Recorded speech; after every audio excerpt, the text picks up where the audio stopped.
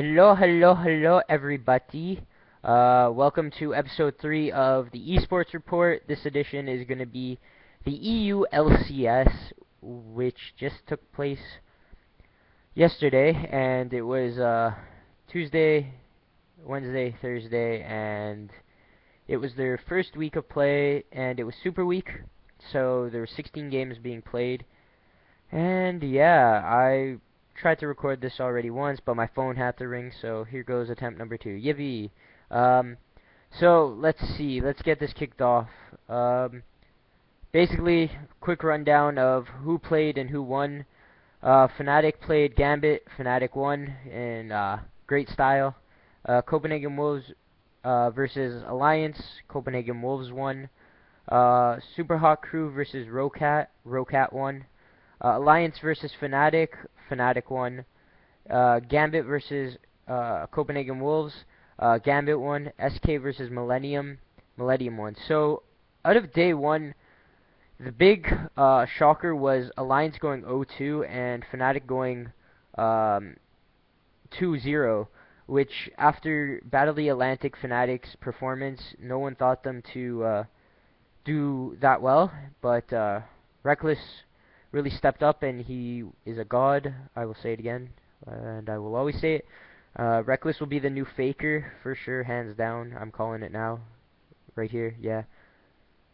But anyways, and Alliance going 0-2 after their dominating victory over Dignitas in the Battle of the Atlantic. No one saw them going 0-2, but that happened. So day 2, Super Hot Crew versus Alliance. Super Hot Crew won.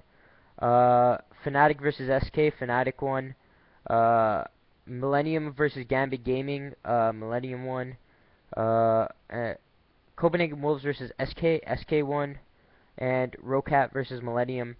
Rocat won. So, again, no one's thought that Super Hot Crew was going to beat Alliance, and they did, and Fnatic just still looked strong as day one. So that was that for that. Nothing really shocking there.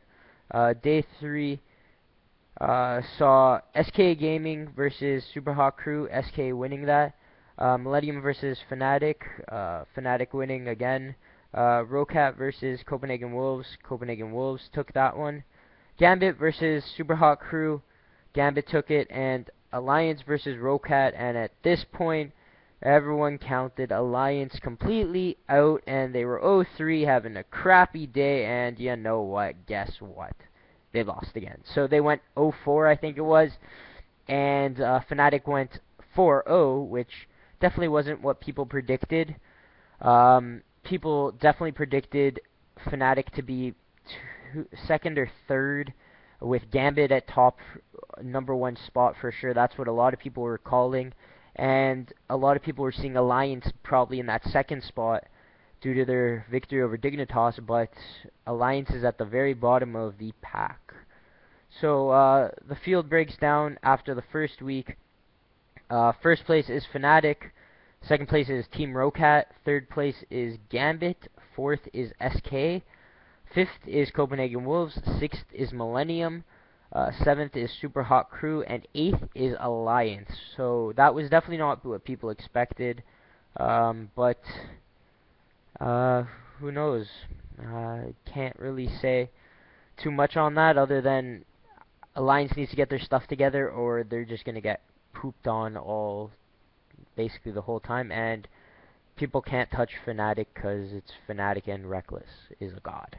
But for the people who don't have time, basically, and play competitive and play ranked all the time and play on teams and whatnot, basically made a quick little analysis and tally off of what was being played the most in the first week.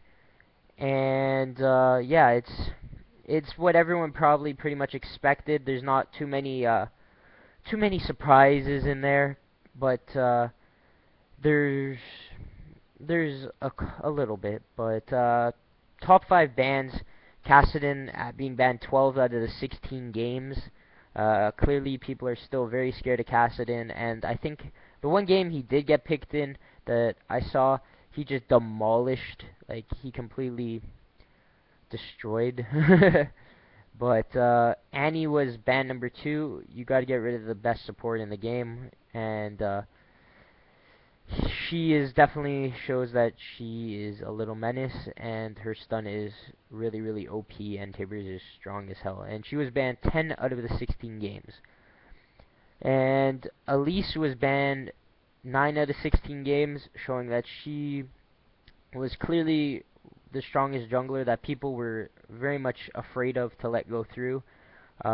Just her kit overall is amazing, and that's that.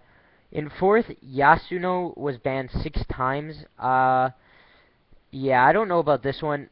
Even when he did slip through, he never really got picked up much. I think he only got picked up twice in the whole Super Week, and people were very much scared of him.